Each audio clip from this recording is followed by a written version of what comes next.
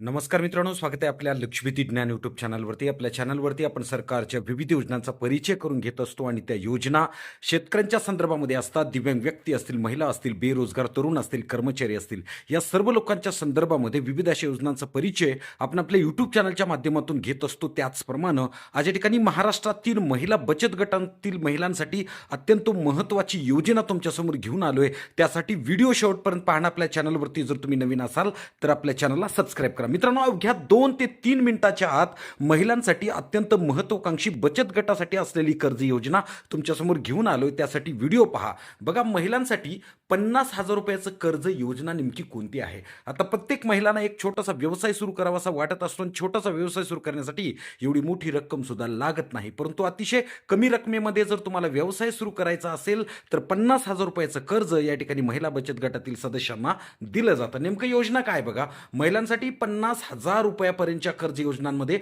प्रधानमंत्री मुद्रा योजना, त्यालाच शिशु कर्ज योजना असं सुद्धा म्हटलं जातं, आणि महाराष्ट्रातील महिला समृद्धी योजना यासारख्या योजनांचा समावेश यामध्ये करण्यात आलेला आहे, ज्या कमी व्याजदरात नवीन व्यवसाय सुरू करण्यास किंवा विद्यमान व्यवसायाचा विस्तार करण्यास मदत करत असतात. आणि या योजनांच्या माध्यमातून महिलांना आर्थिकदृष्ट्या सक्षम बनवण्यासाठी 50,000 रुपयांचं कर्ज या ठिकाणी बचत गटातील महिलांना स्वावलंबी बनण्यासाठी दिलं जाऊ शकतं. त्याच्यामुळे तुम्हाला करायचं काय आहे ही सुद्धा गोष्ट अत्यंत महत्त्वाची आहे.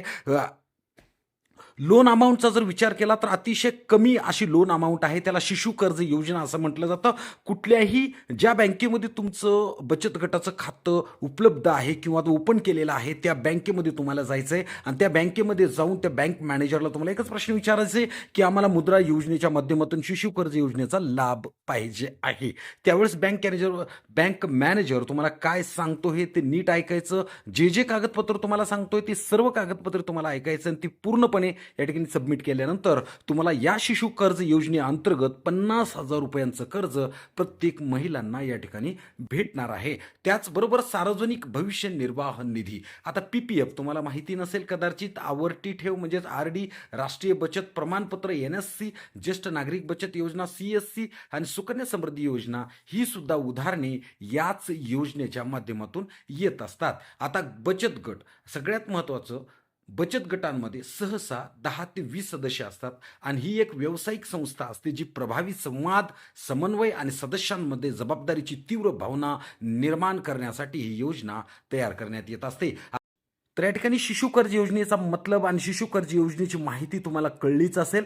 कुठल्याही कर्जाबद्दल किंवा कुठलेही कर्ज उचलत असताना तुम्हाला जर अडचण येत असेल तर आपला व्हिडिओ पाहिल्यानंतर आपल्याला कमेंट बॉक्समध्ये नक्की कळवा. हा व्हिडिओ जर आवडला असेल तर इतरांना सुद्धा शेअर करा आपल्या चॅनलवरती. जर तुम्ही नवीन असाल तर प्रथमतः आपल्या चॅनलला सबस्क्राईब करा. धन्यवाद.